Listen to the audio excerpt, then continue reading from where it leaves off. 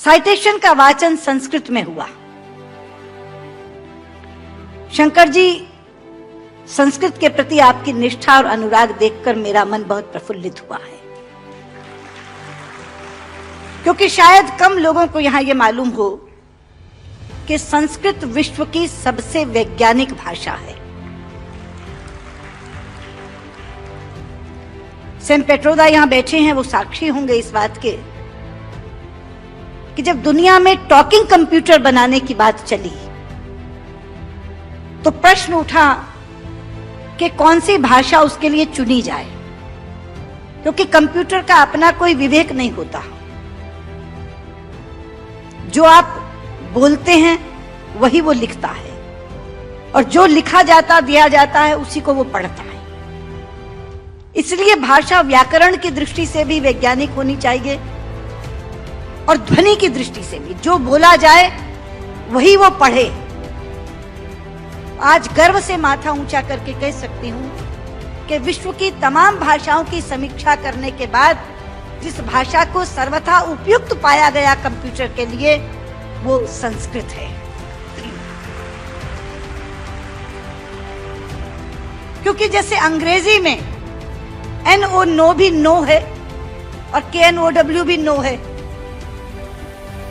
अब अगर आप कंप्यूटर को बोलें आई नो दिस, तो लिखेगा INO नो दिस, कोई अर्थ ही नहीं निकलेगा उसका। कहीं T साइलेंट हो जाता है तो कहीं E साइलेंट हो जाता है। बोलते हैं, लिखते हैं एंटरप्रेन्योर, बोलते हैं एंटरप्रेन्योर। वो विवेकहीन कंप्यूटर कैसे देखेगा इसको? लेकिन संस्कृत में जो बोला जाता है वही लिखा जाता है। यहां तक कि छोटी ई और छोटे ऊ की मात्रा की ध्वनियां भी अलग है। इति, यदि आपने छोटा बोला तो इति, लेकिन दही, बड़ी की मात्रा बोला तो दही। तो जो बोलेंगे वो लिखेगा, जो लिखेगा वही पढ़ेगा। लेकिन केवल ध्वनि की बात नहीं, मैं संस्कृत की वैज्ञानिकता के 2 उदाहरण आपको देना चाहूंगी। संस्कृत में शब्दों का इतना अपार भंडार है मित्रों कि रचनाकार अपने व्यक्तित्व के अनुसार उसको चुन सकता है। एक प्रसंग है रामायण का कि जिस समय भगवान श्री राम लंकेश पर विजय प्राप्त करने के लिए लंका जाते हैं तो भगवान शंकर की आराधना करते हैं। वो स्तुति जिसमें करते हैं वो रामचरितमानस में रुद्राष्टकम के नाम से समाविष्ट किया गया है। रुद्राष्टकम के शब्द हैं, नमामि शमीशान निर्वाण रूपम विभुम व्यापकम ब्रह्म वेद स्वरूपम निजम निर्गुणम निर्विकल्पम निरीहम चिराकाशमाकाशवासम भजे। लेकिन उसी समय श्री राम पर विजय प्राप्त करने के लिए रावण ने भी आराधना की थी, स्तुति की थी, और उसने अपना स्तोत्र स्वयं रचा था जो शिव तांडव स्तोत्र के नाम से प्रसिद्ध है। शब्द हैं, डमट डमट डमट डमन निनाद वट डमर वयम चकार चंड तांडवम तनो तुरे शिव धगत धगत धगत जवल ललाट पट्ट पावके किशोर चंद्रशेखरे रति प्रतिक्षण मम धराधरेन्द्र नंदिनी विलास बंधु बंधुरा स्फुर दिगंत संतति प्रमोद मान मानसे। यहां बैठे किसी एक 5 वर्ष के बालक के सामने यदि मैं केवल ये 2 श्लोक रख दूं और ये कहूं कि बच्चा ये बताओ इसमें से कौन सा रावण ने रचा होगा और कौन सा राम ने पढ़ा होगा, तो बिना कुछ जाने वो कहेगा कि डमट डमट डमट डमन ये रावण का श्लोक होगा, क्योंकि शब्द उसके व्यक्तित्व से मेल खाते हैं। और नमामि शमीशान निर्वाण रूपम राम ने कहा होगा। यह है संस्कृत की वैज्ञानिकता। एक और उदाहरण देती हूं, आप हैरान हो जाएंगे। संस्कृत के एक रचनाकार हैं दंडी। उनका एक नाटक है 10 कुमार चरितम, जिसमें 10 राजकुमारों की कथा है अलग अलग। उसमें एक कथा आती है राजकुमार विश्रुत की। प्रसंग है कि वो आखेट के लिए शिकार करने के लिए जंगल में जाता है। एक तीर आकर उनके होंठ पर लगता है और उनका निचला होंठ कट जाता है।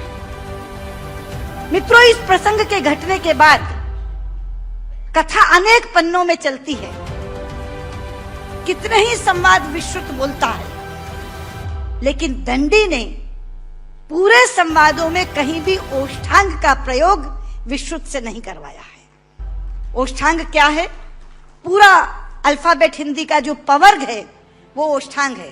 प, फ, ब, फ, म। प, फ, ब, फ, म दोनों होंठ मिलाकर बोले जा सकते हैं। अगर दोनों होंठ में से एक होंठ नहीं है तो आप प नहीं बोल सकते, ब नहीं बोल सकते, फ नहीं बोल सकते, म नहीं बोल सकते। ये पवर्ग ओष्ठांग है। तो अगर उसका एक होंठ कट गया तो उसने पवर्ग का उच्चारण कैसे किया, ये कोई भी प्रश्न कर सकता था रचनाकार से। इसलिए अनेक संवादों में कहीं भी ओष्ठांग का प्रयोग नहीं है।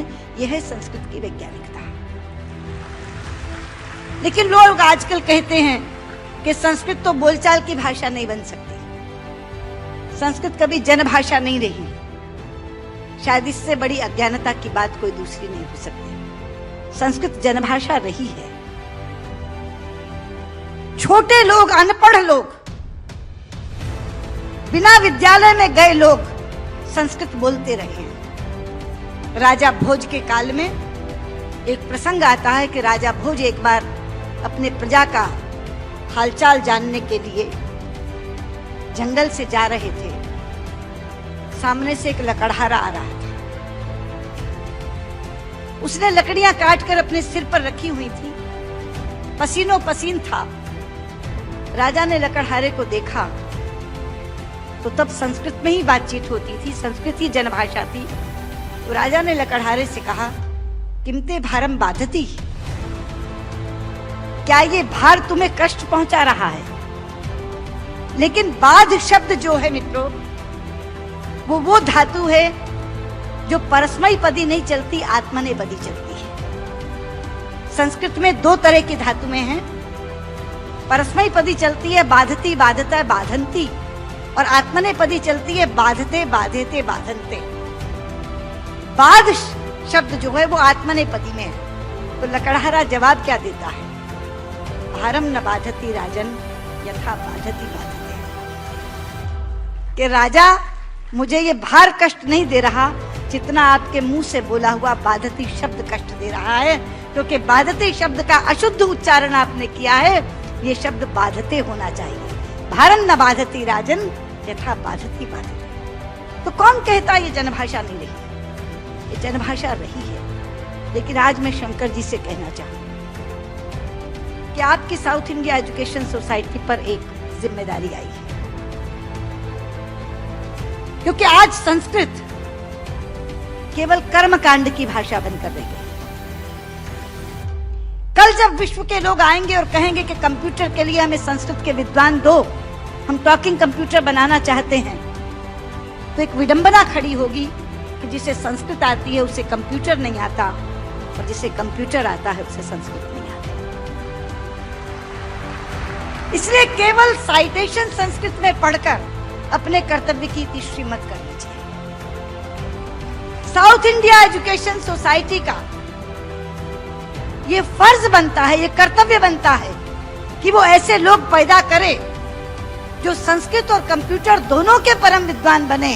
और उस समय जब हमारे सामने ये बोध आकर के खड़ा हो, ये विषय आकर के खड़ा हो कि टॉकिंग कंप्यूटर के लिए संस्कृत के विद्वान चाहिए, तो साउथ इंडिया एजुकेशन सोसाइटी कहे, ये लीजिए हम देते हैं जो संस्कृत के भी ज्ञाता हैं और कंप्यूटर के भी ज्ञाता हैं। क्योंकि अथाह भंडार भरा पड़ा है हमारे ज्ञान का, हमारे शास्त्र, हमारे उपनिषद, हमारे ग्रंथ, और उन ग्रंथों की सोच लोगों तक पहुंची नहीं। आज अभी शंकर जी अपने प्रारंभिक वक्तव्य में कह रहे थे, उदार चरिता नाम वसुधैव कुटुंबकम। ये संस्कृत जानने वाले की सोच है। संस्कृत बोलने वाला पूरी पृथ्वी को परिवार मानता है, वसुधैव कुटुंबकम। संस्कृत बोलने वाला पृथ्वी को परिवार मानता है, और अंग्रेजी बोलने वाला विश्व को बाजार मानता है। और ये सोच का अंतर है, क्योंकि परिवार में प्यार होता है मित्रों, बाजार में व्यापार होता है, केवल व्यापार, शुद्ध व्यापार। लेकिन ये कौन बताएगा लोगों को कि भारतीय संस्कृति में पूरी पृथ्वी को, पूरी वसुधा को कुटुंब मानने की भावना है। सर्वे भवन्तु सुखिनः। हम तो सर्व की बात करते हैं, सर्वे सन्तु निरामयाः, सर्वे भद्राणि पश्यन्तु मा कश्चित् दुर्भाग्यो भवेत्। सर्व के कल्याण की कामना किसने की है? लोग अपनी अपनी बात करते हैं, लेकिन ये है वो भारतीय संस्कृति जो सर्व के कल्याण की कामना करती है। इसलिए बहुत ज्यादा आवश्यक है कि ये ज्ञान जो छिपा पड़ा है पुस्तकों में, केवल इस कारण नहीं पहुंच पा रहा कि ऐसी भाषा में है जो भाषा मृतप्राय होती जा रही है, जो भाषा केवल मंत्रोच्चार की भाषा बन गई है कि विवाह पद्धति करानी है, जन्म मरण कराना है तो पंडित जी को बुला लो, वो भी अपना आधा अशुद्ध और आधा शुद्ध बोल के चले जाते हैं, क्योंकि उनको भी कोई टोकने वाला नहीं, उनको भी कोई कहने वाला नहीं कि आप क्या कर रहे हैं। इसलिए साउथ इंडिया एजुकेशन सोसाइटी पर ये जिम्मेदारी आई है, आप इस काम को करें। और मैंने अभी जब आप बैठे थे तो मैंने आपसे कहा था कि जो 2.5 लाख का पुरस्कार आपने मुझे दिया है मैं आपको वापस करती हूँ। आप इसी पुण्य कार्य में आप उसका इस्तेमाल करें और ये काम आप जरूर करेंगे। मुझे लगता है तभी मेरा यहाँ आना सार्थक होगा। बहुत बहुत धन्यवाद।